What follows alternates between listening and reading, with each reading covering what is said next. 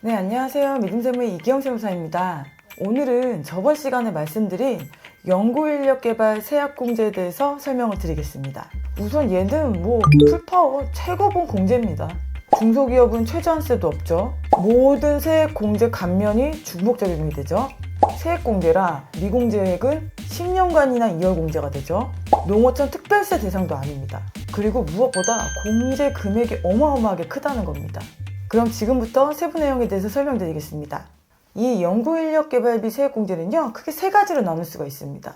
신성장 원천기술 연구개발비와 국가전략기술 연구개발비, 그리고 일반 연구인력개발비, 이렇게 크게 세 가지로 나뉩니다. 그 중에서 이제 앞에 두 가지는 좀 특이한 케이스니까 저는 좀 보편적인 중소기업 중심의 일반 연구인력개발비에 대해서 설명을 드리도록 하겠습니다. 네, 우선 공제세액 계산법입니다. 원칙은 1과 2 중 선택을 하는 겁니다. 1은 해당 사업연도 연구비에서 직전 사업연도 연구비를 뺀 금액의 50%를 곱한 금액이고요. 네, 두 번째는 해당 사업연도에 발생한 연구비의 25%를 곱한 금액입니다. 네, 예외입니다. 해당 사업연도 개시일로부터 소급하여 4년간 일반 연구비 등이 발생하지 않거나 직전 사업연도에 발생한 일반 연구비 등이 해당 사업연도의 개시일로부터 소급하여 4년간 발생한 일반 연구비 등의 연평균 발생액보다 적은 경우는 두 번째만 선택을 하실 수가 있습니다. 말 그대로 두 번째는 해당 사업연도 발생액의 연구비 등의 25%. 네, 요것만 가능하십니다. 네, 또 좀 특이한 게 있는데요. 저희가 1과 2 중에서 선택을 할 수 있다고 했잖아요. 근데 내가 1로 세액공제를 신청한 다음에 2월액이 생겼어요. 그런 경우 2의 방법으로 세액공제 방법을 변경해서 경정 청구 등도 할 수 있습니다. 또는 처분청이 2번으로 선택을 한 게 납세자에게 좀 더 유리하다고 하면은 처분청의 직권으로도 변경이 또 가능하기도 합니다. 네, 그럼 이 연구인력개발비의 정의에 대해서 좀 설명을 드릴게요. 바로 연구개발과 인력개발의 줄임말입니다. 연구개발이란 과학적 기술의 진전을 위하여 새로운 서비스 체계를 개발하기 위한 활동이고요. 인력개발은요, 법인이 고용하고 있는 임직원들에 대해서 교육훈련을 시키는 활동을 말하는 겁니다. 그러면은 이 세액공제를 적용받는 비용에 대해서 한번 이야기를 드려볼게요. 첫 번째, 연구개발 인건비입니다. 네, 당연한 거죠. 단, 주주인 임원이나 겸직을 하는 연구원, 그리고 퇴직금은 제외입니다. 두 번째입니다. 연구용 견본품이라든가 원재료, 부품, 소프트웨어 구입도 다 공제 대상 비용이고요. 네, 세 번째, 이 연구실의 임차 비용도 공제 대상 비용에 해당이 됩니다. 네, 네 번째는 우리 이제 인력개발 같은 경우에 위탁훈련비, 네, 지도요원의 임금 또한 포함이고요. 위탁 연구비도 포함입니다. 그리고 다섯 번째, 직업 능력 개발 훈련 관련 교육비나 시설의 임차 비용, 요것들도 공제 대상 연구비에 해당이 됩니다. 이 연구개발비 세액공제를 받으려면요, 우선은 연구소를 설립을 하셔야 합니다. 바로 기업부설연구소와 연구개발 전담부서인데요.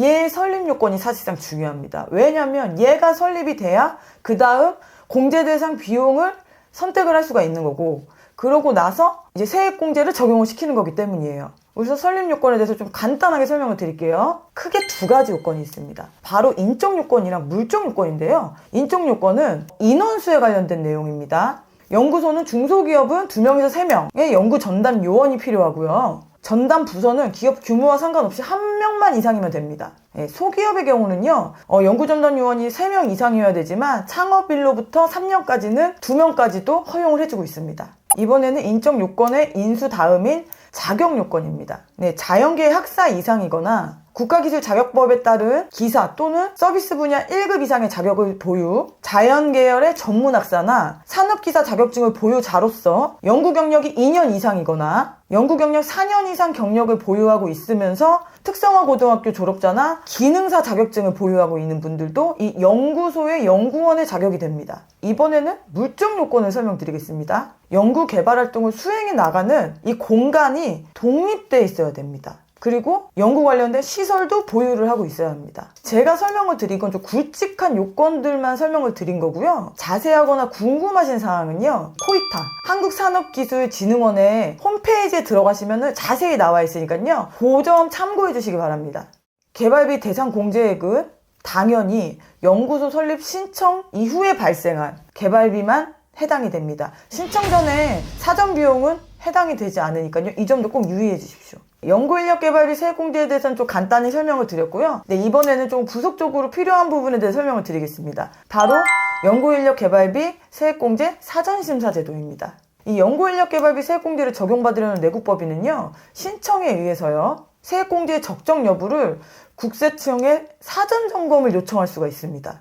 네, 이 취지는 잘못된 세액공제를 받지 않게 하기 위한 거고요. 가산세의 부담을 경감하기 위해서입니다. 네, 제가 앞에도 말씀드렸다시피 공제액이 꽤 크다고 했잖아요. 그렇기 때문에 만약에 얘가 받으면 안 될 세액공제인데 받아버렸다. 그러면 이거에 대한 과소신고 가산세가 꽤 크게 나올 겁니다. 그래서 그거를 방지하기 위해서 이런 제도를 도입을 한 겁니다. 그래서 웬만하면 사전심사제도를 꼭 하시는 게 좋고요. 한 가지 혜택이 있습니다. 제가 앞서 말했듯이 가산세 부담을 말씀드렸잖아요. 사전심사에서 오케이가 됐는데 세무조사 등에 의해서 만약에 연구소에 이 연구비용이 적절치 않다고 나오더라도 우리가 일반 과소신고 가산세는 부담을 하지 않게 됩니다. 네, 신청은 홈택스에서도 가능하시고요. 서면도 가능하고요. 우편, 그리고 직접 방문도 가능하십니다. 네, 마지막 내용입니다. 청년 내일채용공제의 세액공제입니다. 얘는 조금 색깔이 다르다고 볼 수 있는데요. 얘도 연구인력개발비 세액공제에 들어가요. 왜냐하면 조세특례 제한법 시행규칙 제7조는요. 연구 및 인력개발비의 범위를 열거해 놓습니다. 근데 이 중 10항4호에 바로 이 내용이 있어요. 중소기업 인력지원특별법에 따라 중소기업 핵심 인력 성과보상기금에 납입하는 비용이 열거가 되어 있거든요. 바로 이게 청년 내일채용 공제에 납입하는 회사 부담분입니다. 이 청년 내일채용 공제의 비용은 납입액은 비용 처리도 되고 연구 및 인력세액 공제의 대상도 돼서 너무 좋은 제도였고 또 장기 근속까지 유도를 할 수 있어서 일거삼득인 너무 좋은 제도였는데요. 이게 아쉽게도 24년부터는 신청을 받지 않고 있다고 합니다.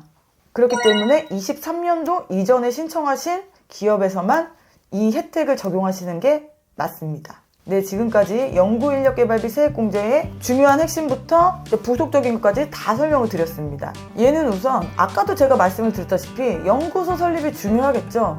네, 저도 몇 번의 연구소의 설립 경험이 있는데요. 만약에 연구소나 전담부소를 설립하는 거를 염두에 두고 계신다면요. 우선 코이타 홈페이지를 통해서 대상 가능한 인력 검토 후 채용을 하시고요. 공간도 미리 확보를 해놓으시면 좋을 것 같습니다. 그리고 또 이 연구소나 전담부서가 있는 곳은 벤처 인증을 받기가 좀 쉽다고 합니다. 그러니까 그 부분도 잘 활용하시면은 창업, 벤처기업 세액 감면까지도 노릴 수가 있는 겁니다. 다음 시간에는 얘도 아주 중요하죠. 고용창출세액공제에 대해서 설명을 드리도록 하겠습니다. 네, 지금까지 믿음세무의 이기영 세무사였습니다. 감사합니다.